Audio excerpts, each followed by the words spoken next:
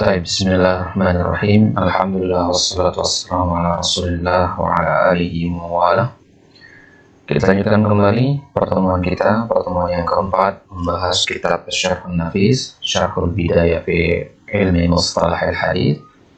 Al-an nadkhul al-bab as-sais wa nahnu ma zilna bi hadzal bab. Kita masih di bab yang ketiga, yaitu pembahasan dhabit yang kedua dari ad-dhaif. Dhabit yang pertama yaitu pengertian ad-dhaif sudah kita bahas kemarin di pertemuan yang ketiga. Sekarang kita sedang berada di ad-dhabit tsani, yang pertama yaitu al-maudu', pembahasan tentang hadis al-maudu', ya, itu diartikan dengan hadis yang palsu. Nah, ya, hadis maudu' ini ikhwah merupakan jenis hadis yang paling berbahaya. Ya. Imam As-Suyuti rahimahullah di Alfiyah beliau mengatakan syarrud dha'ifi al-wad'u. Ya.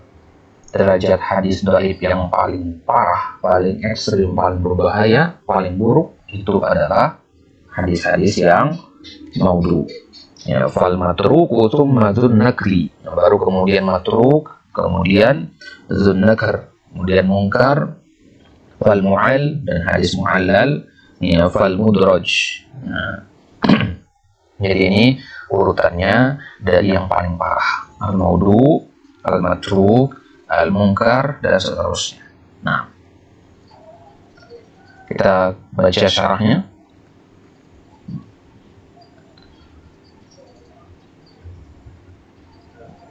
Nah, kita sampai di kalimat فنحن إذا رأينا في الإسناد كذابا وضاعا علمنا أن هذا الحديث قد وضع عن عمد.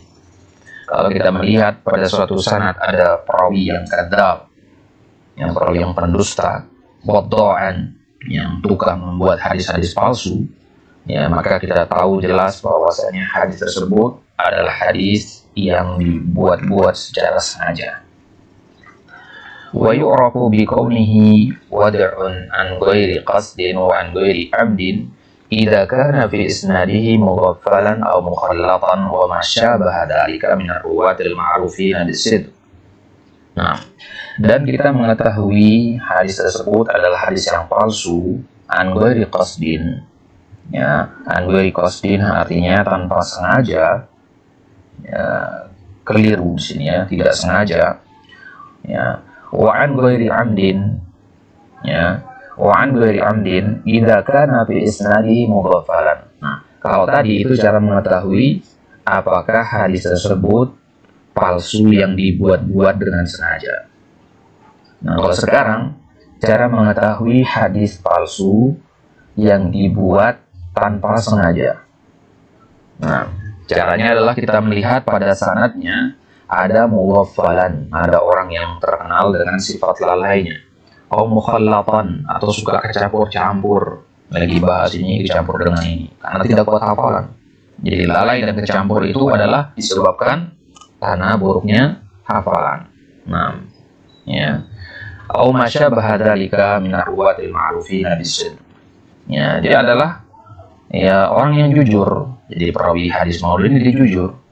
Nah, orang yang jujur, akan tapi dia tuh kadang lalai dan kadang dia kecampur hafalannya. Walakinnahum yu'tuna min qibali su'i hifdzihim. Ya, walakinnahum yu'tuna, ya, min qibali su'i hifdzihim, artinya dia membuat hadis itu, ya, karena buruknya hafalannya. Artinya dari sisi buruknya hafalannya. Nah, kemudian, ya, apa contohnya? Wa min amsilati al-maudu'u an ghairi qasdin. Contoh hadis maudhu tanpa sengaja, maruya min tariqi Tsabit bin Musa az-Zahid. Kalau dikatakan maruya, ya, itu biasanya sigot tamrid namanya. Biasanya ini untuk, ya, yang hadis bermasalah. Kalau marwa itu biasanya hadisnya mana-mana aja. Tapi tidak semua, ya. Ini bukan kaidah wajib. Maruya min tariq, ya, diriwayatkan dari jalurnya Tsabit bin Musa az-Zahid, ya, dari Syuraik bin Abdullah al-Qadi, Syuraik al-Qadi, ya, anil A'mash, ya, dari Al-A'mash, dari Abu Sufyan, dari Jabir radhiyallahu anhu, Qala Rasulullah sallallahu alaihi wasallam, man kathura salatuhu bil lail hasuna wajhuhu bin nahar. Qala Hafiz As-Suyuti rahimahullah, fa innahum atbaqu, ya, para ulama atbaqu, ay anna ulama al-hadis ajma'u. Atbaqu bimana ajma'u, ya, ulama hadis sepakat berijma al annahu maudhu, bahwasanya hadis barusan itu adalah hadis palsu, yang mengatakan barang siapa yang sholat malamnya banyak, maka ya wajahnya akan baik di siang harinya. Wa anna wadi'ahu lam yata'ammad wad'ahu. Nah, tapi orang yang membuat hadis ini, yang membuat hadis palsu ini tidak sengaja. Oh, gimana? Kok bisa tidak sengaja bikin hadis itu, ya? Nah, kita bahas sekarang. Wa qissatuhu fi dzalika masyhurah. Ya, dan kisah yang berkaitan dengan hadis tadi itu masyhurah, di kalangan ulama hadis. Qultu wa qissatuhu, bagaimana kisahnya? Ya, kama dzakaraha Al-Mizzi rahimahullah fi Tahdhibil Kamal, anna Sabitan, bahwasanya Sabit, ya, Sabit bin Musa tadi, dakhala ala Syuraik bin Abdullah, wa kana Syuraik yaqul hadatsana Al-Amash an Abi Sufyan an Jabir an Nabi sallallahu alaihi wasallam. Ya, summa altafata Syuraik. Ya. Nah, yang tadi ngomong itu adalah Syuraik, ya. Kemudian selesai ngomong begitu, Syuraik ini menoleh. Ya, farwa Sabitan. Ya.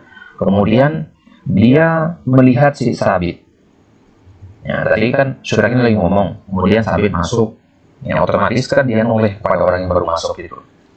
Faqala yumazihuhu, maka Syuraik ini bercanda, mencandai si Sabit, mengatakan, man kathurat salatuhu bil-lail hazna wajhuhu bin-nahar. Barang siapa yang banyak sholatnya di malam hari, maka wajahnya akan, ya, tampak indah di siang harinya. Ucapan ini ditujukan kepada Sabit. Nah, ya, fazanna Sabit li ghaflatihi anna hadzal kalam alladhi qalahu Syuraik huwa matnul isnad alladhi qara'ahu fa akhadha yarwihi hakadha. Maka kemudian Sabit karena lalai, tidak, ya, tidak cross check, ya, itu mengira bahwasanya ucapan barusan, ucapan bercandanya Syuraik itu adalah bagian dari hadis, karena sebelumnya, ya, Syuraik membacakan hadatsana Al-Amash an Abi Sufyan dan seterusnya. Nah, jadi, ya, di sini, ya, Sabit yang bermasalah di sini, Sabit bin Musa. Nah, yang bermasalahnya dari sisi kelalaiannya, ya, bukan dari sisi kejujuran atau dari sisi apa, lalai dia di sini, ya, karena tidak, ya, memperhatikan dengan baik.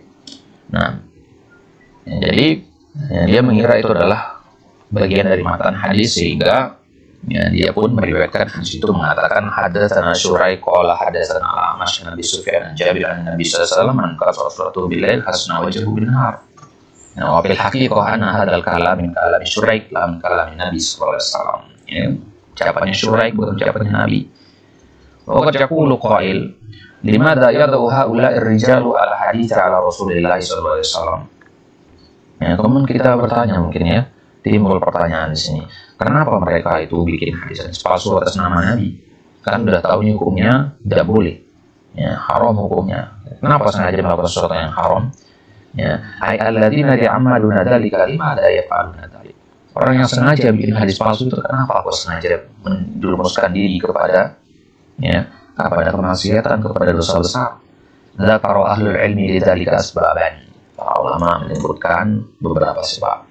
Minha, di antaranya, anna min haula'i man kana aduwwan li dinillahi azza wa jalla. Dan di antara mereka itu ada orang-orang yang merupakan musuh agama Allah ini. Wa inna ma dakhala fi hadzal din yufsidahu ala ahli. Tujuannya dia masuk ke dalam agama ini bukan untuk memperbaiki agama, tapi justru untuk merusak agama ini. Nah, fakana yata'ammadu al-wada'a lidzalik. Maka tujuan dia, ya, membuat hadis palsu itu, ya, untuk, ya, mengelabui orang-orang, ya, untuk merusak keyakinan orang-orang. Wa minhum man hamalahu ta'assubuhu limadhhabin mu'ayyanin aw syakhsin mu'ayyanin. Ada juga sebab yang kedua, ya, orang yang terdorong oleh sifat fanatiknya, ya, sikap fanatik kepada suatu mazhab tertentu atau kepada seseorang tertentu, gurunya misalkan, ya, sehingga dia pun membuat hadis-hadis palsu fi fadli hadzal mazhab, ya, yang menyebutkan tentang keutamaan mazhab itu padahal tidak ada hadisnya, ya, karena fanatik aja, ya, untuk memperkuat, ya, argumennya. Atau fi fadli hadha syekh, atau dia fanatik sekali kepada gurunya, ya, sehingga bikin hadis tentang, ya, keutamaan orang tersebut. Atau an yadha ahaditsu fi mathalibi man yukhalifuna hadzal madhhab atau man yukhalifuna hadzal syakhs, atau dia buat hadis-hadis palsu fi mathalib fi musalib man yukhalifuna hadzal madhhab, ya, untuk membantah, memburukkan, ya, orang-orang yang menyelisih madhab tadi, atau orang yang menyelisih orang yang ia, ya, kagumi. Dan hunaka ahadits, itu dua, yang antara dua sebabnya. Dan hunaka ahaditsu, ya, wudiat ala Rasulillah sallallahu alaihi wasallam sawan qasdin an ghairi qasdin. Ya, jadi kesimpulannya ada hadis-hadis yang sengaja dibuat, hadis palsu yang sengaja dibuat atas nama Nabi, ada juga yang tanpa sengaja. Allah Subhanahu wa taala qayyada li hadis Nabi sallallahu alaihi wasallam ulama kibar jahabidah yunakihuna wa yunaquna hadil ahadits mimma wudi'a fiha. Qala ta'ala inna nahnu nazzalna dzikra wa inna lahu lahafidun wal ahaditsu min dzikr. Nah, jadi hadis Nabi apakah dia terjaga sebagaimana Al-Qur'an terjaga? Jawabannya na'am. Ya, jawabannya na'am. Jadi Al-Qur'an Allah jaga. Allah yang bertanggung jawab untuk menjaga Al-Quran itu dari perubahan-perubahan. Maka hadis-hadis Nabi juga begitu, Allah jaga melalui siapa?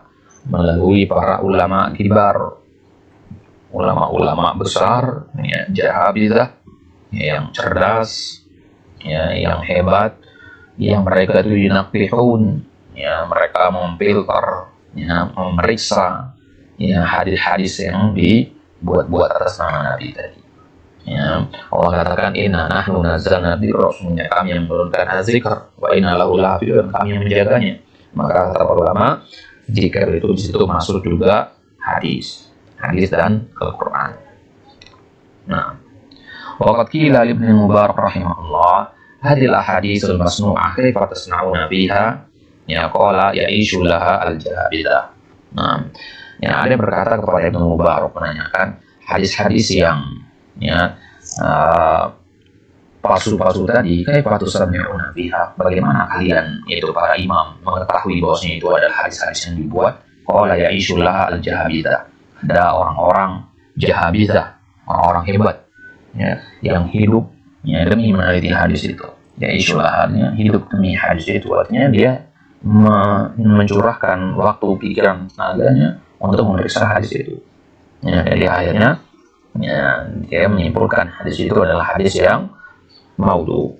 Nah, wa qala al-Imam Ibnu al-Jauzi rahimahullah sunnatun nabiyina sallallahu alaihi wasallam ma'thuratun bi naqliha khalafun an salafin wa lam yakun hadha li ahadin min al-umam qablaha. Imam Ibnu al-Jauzi mengatakan di antara keistimewaan umat Nabi Muhammad sallallahu alaihi wasallam adalah, ya, sunnah Nabi kita, ya, ma'surah binaqliha khalaf an salaf. Ya, sunnah-sunnah Nabi itu maksur, artinya terpercaya, berasal dari Nabi, ya, dinukilkan dari khalaf, ya, mereka menukil dari salaf.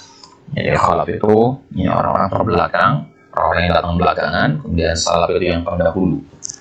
Nah, jadi penukilan khalaf dari salaf, para ulama, ya, tabi'in menukil dari sahabat, kemudian tabi'ut tabi'in menukil dari tabi'in, tabi'ut tabi'in menukil dari tabi'ut tabi'in, begitu seterusnya.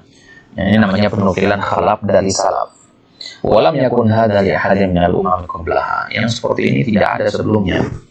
Ya, di umat-umat terdahulu nggak ada yang kayak begini. Ya, yang menukilkan khalaf menukil dari salaf.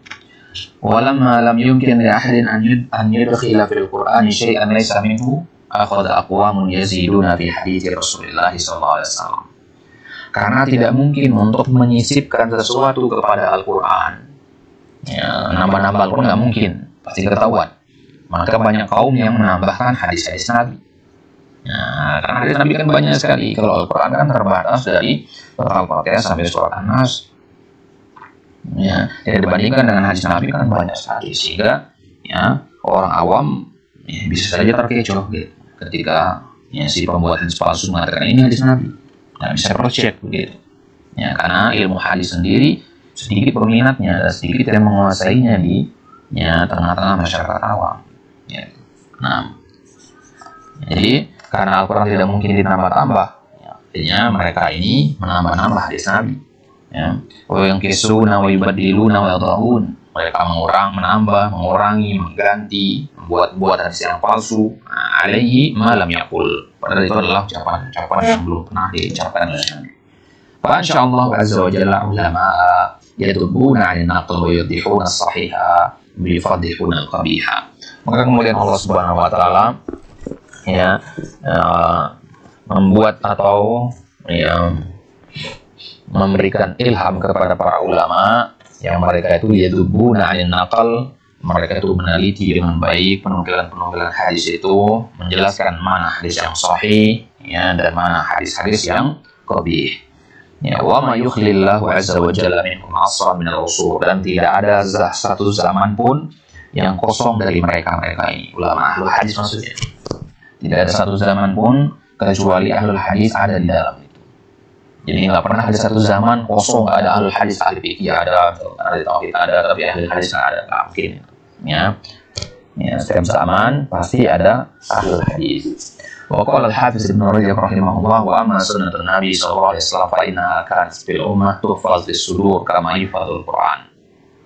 Sunnah Nabi sallallahu alaihi wasallam di kalangan umat Islam itu dijaga di dalam dada sebagaimana Al-Quran dijaga juga di dalam dada, hafalan maksudnya. Wa kana minal ulama man yaktubuha kan mushaf minhum man yanha an kitabatiha.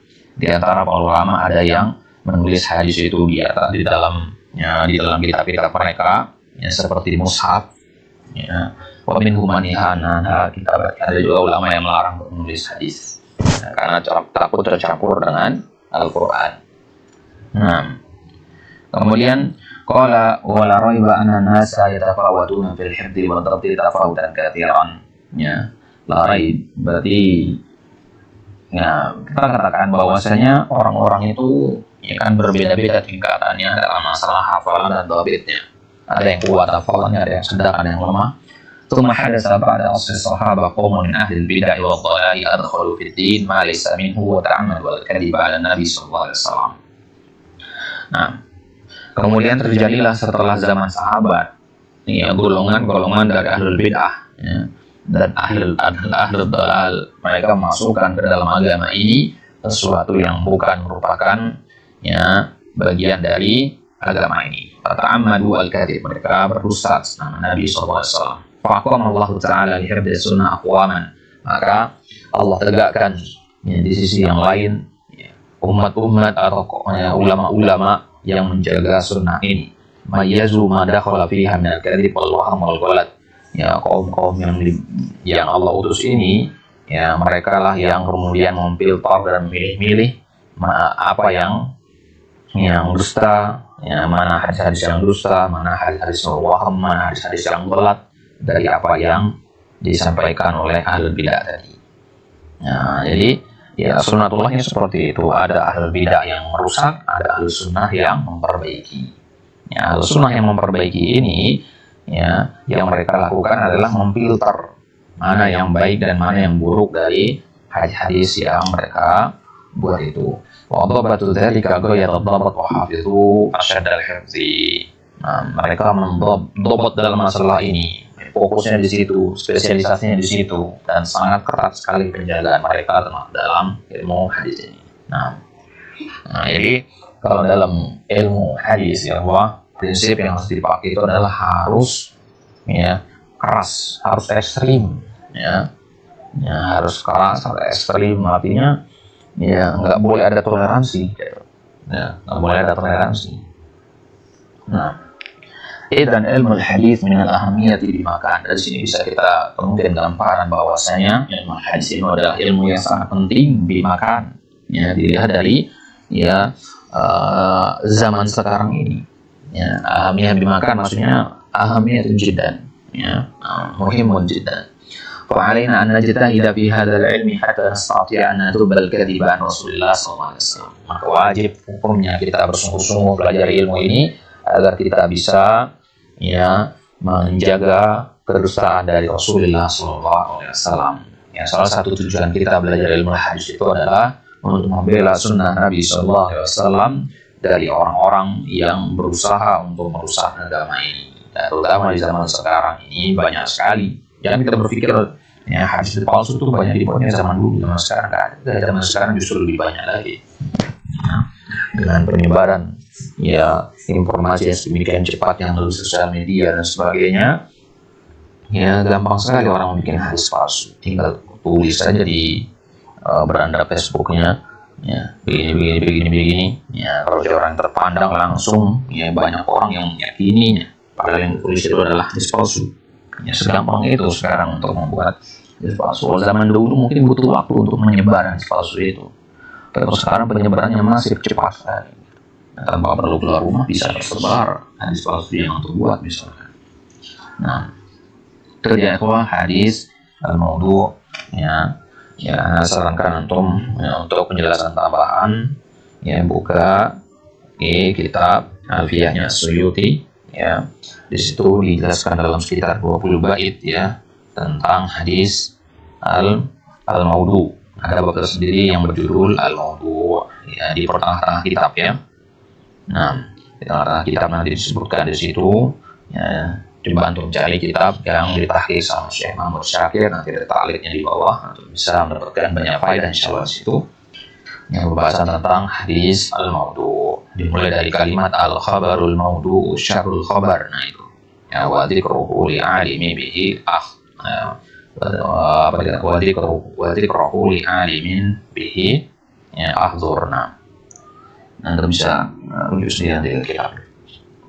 Baik.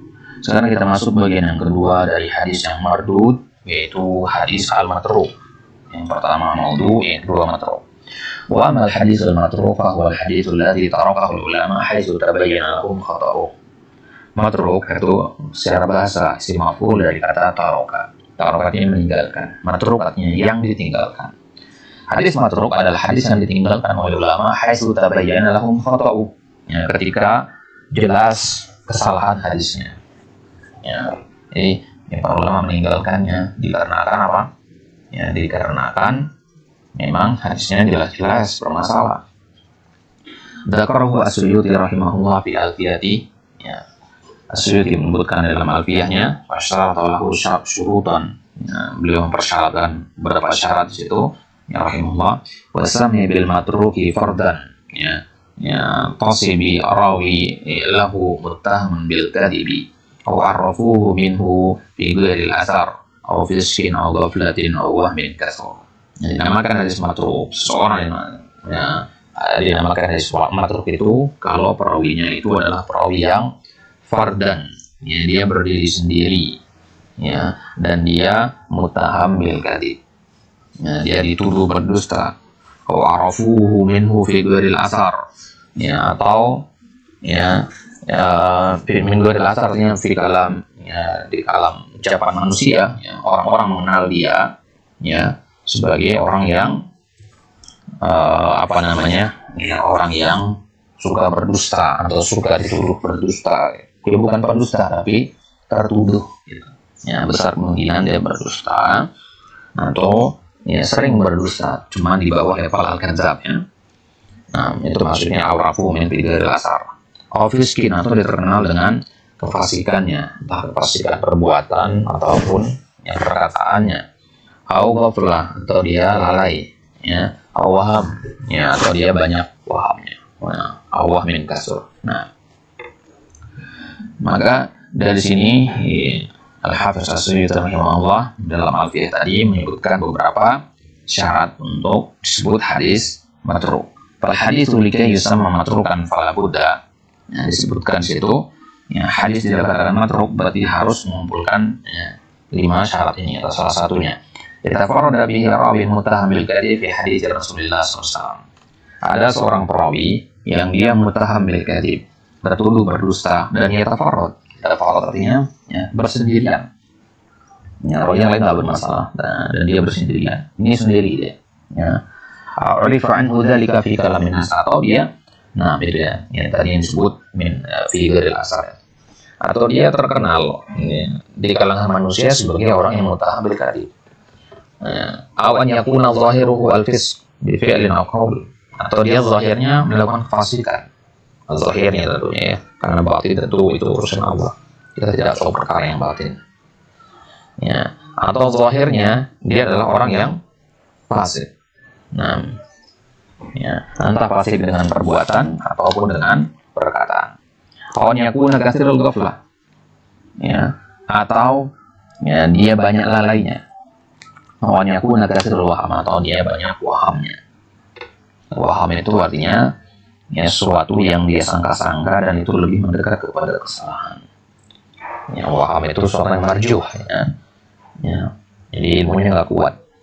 Nah, wa amal hadisul munkar, adapun hadisul munkar, faqad arrafahu al-Hafiz Ibnu Hajar rahimahullah bi annahu, di dalam Nukhbatul Fikr Hafiz Ibnu Hajar menyebutkan al-haditsul ladzi yarwihi rawin dha'ifun yukhalifu fihi thiqat.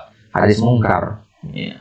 Perbuatan munkar itu beda dengan hadis munkar. Kalau disebut hadis munkar itu hadis yang diriwayatkan oleh perawi yang dhaif, yukhalifu fihi thiqat, dan menyelisih banyak perawi thiqah. Perhatikan as-thiqat itu jamak. Ya, as-thiqat di sini. Ya, yukhalifu fihi as-thiqat, banyak di situ. Nah, qala Suyuti rahimahullah fi alfiyati al-munkaru alladhi rawa ghairu thiqah mukhalifan fi nukhbatin qad haqqaqahu, ay fi nukhbatil fikr qad haqqaqahu al-Hafiz Ibnu Hajar. Ya, qabalahu al-ma'ruf huwa alladhi ra'a taraduf al-munkar wa sadina'a. Wal makna anna ad-dha'ifa idza khalafa as-thiqah fa riwayatu ad-dha'if tusamma munkaran wa riwayatu as-thiqah tusamma ma'rufan. Nah, perhatikan sini di ucapan Ibnu Hajar sini. Al-munkar pengertiannya adalah alladzi rawa ghairu thiqah. Perhatikan kata ghairu situ. Ya, ghairu thiqah fa'ilnya ya. Munkar adalah hadis yang diriwayatkan oleh orang yang tidak thiqah, mukhalifan, ya, dan dia menyelisihi orang yang lebih thiqah. Ya, fi nukhbatin qad haqqaqahu, di dalam kitab ya Nukhbatul Fikr telah ditahqiq oleh Ibnu Hajar. Di Suyuti menyebutkan ya, masalah ini antum rujuk aja ke Nukhbatul Fikr. Nukhbatul Fikr ini kitabnya Ibnu Hajar. Qabalahu al-ma'ruf, lawan dari al-munkar itu adalah al-ma'ruf. Nah, kalau al-munkar tadi diriwayatkan oleh apa? Oleh orang yang tidak thiqah. Tapi kalau al-ma'ruf itu diriwayatkan oleh orang yang thiqah. Nah, wa amma in kanat al-mukhalafatu min sifatin akhar walakinahu aqwa minhu. Bagaimana kalau sekarang thiqah menyelisih thiqah, tapi thiqah yang kedua lebih kuat? Riwayatul a'la tusamma mahfudhah wa riwayatul adna tusamma sa'adah. Nah, ya ini perhatikan baik-baik ya. Jadi kalau antara thiqah sama dhaif, tentu yang dikedepankan yang thiqah. Nah, kalau sekarang thiqah dengan thiqah, ya perselisihan di sini antara thiqah dengan thiqah, riwayat dua orang yang sama-sama thiqah, maka thiqah orang yang lebih thiqah dari kedua tadi, maka riwayatnya riwayat mahfudhah. Sedangkan yang thiqahnya berada di bawahnya dia itu namanya riwayat salah. Wa man ra'a anna al-munkar yutlaq ala mukhalafati as-thiqah liman huwa awsaq minhu faqad na'a an-shawab. Nah, wa man ra'a, barang siapa yang mengira bahwasanya, yang meyakini bahwasanya munkar ya, itu pengertiannya adalah ya, hadis ya, yang ya mukhalafatus thiqah, ya mukhalafatus thiqah, penyelisihan seorang yang thiqah liman huwa awsaq minhu, kepada orang yang lebih thiqah darinya, maka orang yang seperti ini ya, pemahaman yang seperti tadi na'a anas-shawab. Na'a artinya berada jauh atau ba'uda anas-shawab, jauh dari kebenaran. Jadi kalau ada mengatakan munkar itu adalah hadis yang diriwayatkan oleh orang yang thiqah tapi menyelisihi orang yang lebih thiqah. Ya, bukan. Ini pengertian saat itu. Ya. Jadi yang dimaksud dengan hadis munkar adalah yang diriwayatkan oleh perawi yang dhaif tapi menyelisih orang-orang yang thiqah. Jadi ini dhaif versus thiqah, bukan thiqah versus thiqah. Itu ya. Ya, thiqah versus thiqah itu banyak ditemukan di beberapa kitab ya yang mengartikan hadis munkar, terutama kitab-kitab yang berbahasa Indonesia ya, kurikulum di kampus-kampus itu banyak ditemukan. Ya, hadis munkar itu yang ya thiqah menyelisih orang lebih thiqah, bukan itu pengertiannya. Ya, Mas Suyuti sendiri mengatakan tadi, ya. Jadi barang siapa walladzi ra'a taraduf al-munkar was-sad, yang meyakini bahwasanya mungkar dengan sad itu taraduf sama, ya, muradif, ya, maka dia telah jauh dari kebenaran maksudnya. Jadi nggak sama antara mungkar dengan sad. Mungkar itu dhaif lawan sikoh. Kalau sad itu sikoh lawan sikoh, ya, sikoh yang lebih tinggi gitu. Nah, wa man ra'a anna al-munkar, وهذا هو معنى كلام الحافظ السيوطي رحمه الله وهكذا حققه الحافظ ابن حجر. Ucapan yang dinukilkan oleh Suyuti tadi itu juga yang ditahqiq, yang ditakrir, yang diperkuat oleh Hafiz Ibnu Hajar dalam kitab Nukhbahnya, Nukhbatul Fikr. Haitsu qala rahimahullah, ya, dalam Nukhbatul Fikr Ibnu Hajar mengatakan wa ziyadatu rawihima ay rawi sahih wal hasan maqbulah ma lam taqa munafiyatan dari riwayati man huwa awsaq.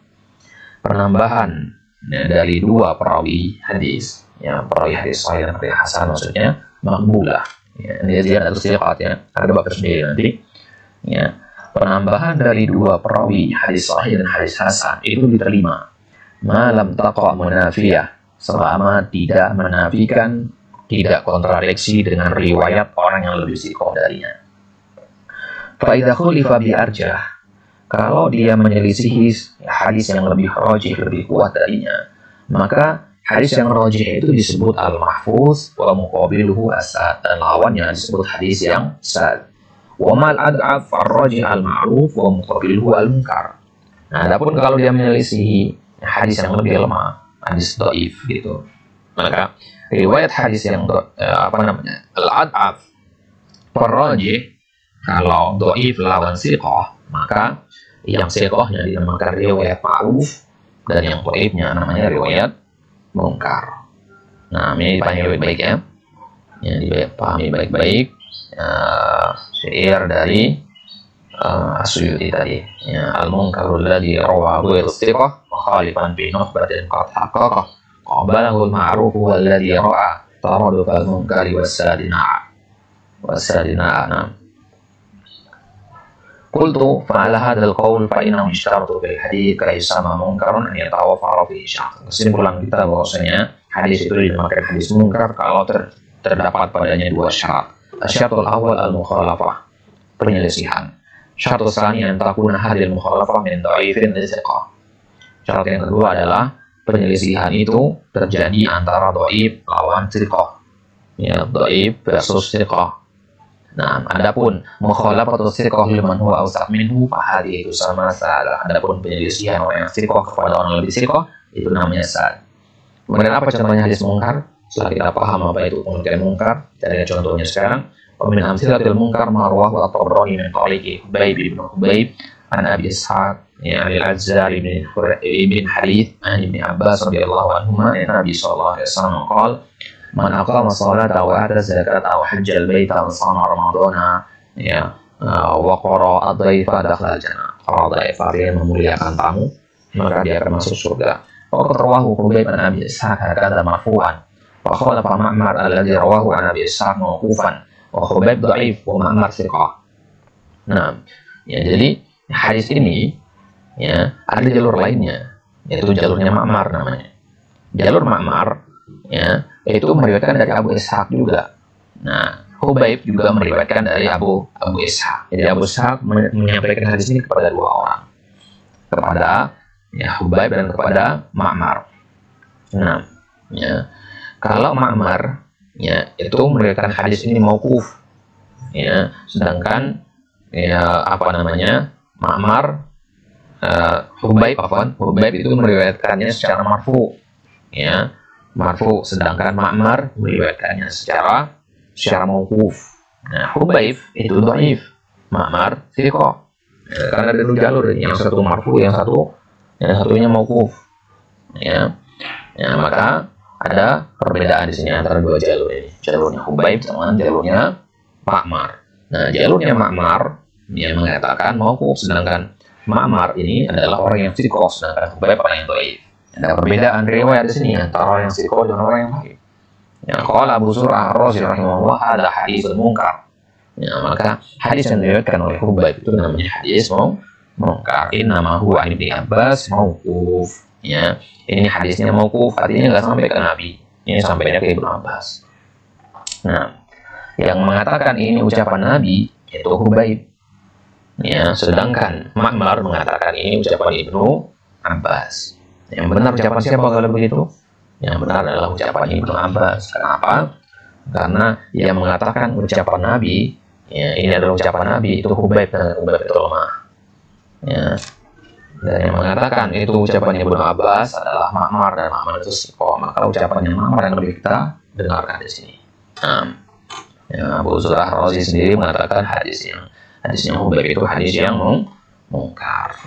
Jadi jangan bingung nanti ya kalau kita melihat di kitab-kitab hadis, ya ada suatu matan hadis di sini doib, tapi di kitab yang lain kok hasan. Di sini dia derajatnya begini, kok di kitab lain yang beda ya, derajatnya. Nah, kok bisa beda begitu? Jawabannya adalah karena beda jalur. Jadi beda jalur menyebabkan beda juga ya status dari jalur atau hadis tersebut. Nah, Wabihada nakunu qad intahayna minal muhadarati al-ula. Ya, silakan dijawab 3 pertanyaan ini ya, untuk bisa jawab ini, kemudian bisa ya kirimkan jawabannya di channel Telegram kita untuk kita koreksi nanti, atau ya bisa antum tulis di kolom komentar jawabannya. Kalau antum bisa jawab 3 pertanyaan ini tanpa melihat ke kitab, maka antum dikatakan telah menguasai pembahasan ini insyaallah ta'ala. Ya, 3 pertanyaan penting untuk dijawab. Nah, kalau ada pertanyaan seperti ini, artinya ini adalah poin-poin yang penting untuk dihafalkan. Pertanyaan pertama, ya, sebutkan pengertian hadis sahih beserta 2 bagiannya, li dzatihi dan li ghairihi. Kemudian sebutkan pengertian hadis hasan, ya, li dzatihi dan li ghairihi. Kemudian takallam bi tafsil an syarti ad-dhabt wal adalah. Ya, sebutkan secara terperinci tentang 2 syarat dhabt dan adalah. Ya, kenapa syarat dhabt dan adalah itu? Ya, bicarakan secara terperinci, ini sampaikan dengan bahasa antum sendiri, ya, sesuai dengan apa yang antum pahami dari penjelasan kemarin. Baik. Allah ta'ala alam, ya, tapi bihadzal qadar aqulu qawli hadza wa astaghfirullah azza wa jalla li wa lakum. Subhanakallahumma rabbana wa bihamdika asyhadu an la ilaha illa anta astaghfiruka Allahumma wa atubu ilaik. Assalamualaikum warahmatullahi wabarakatuh.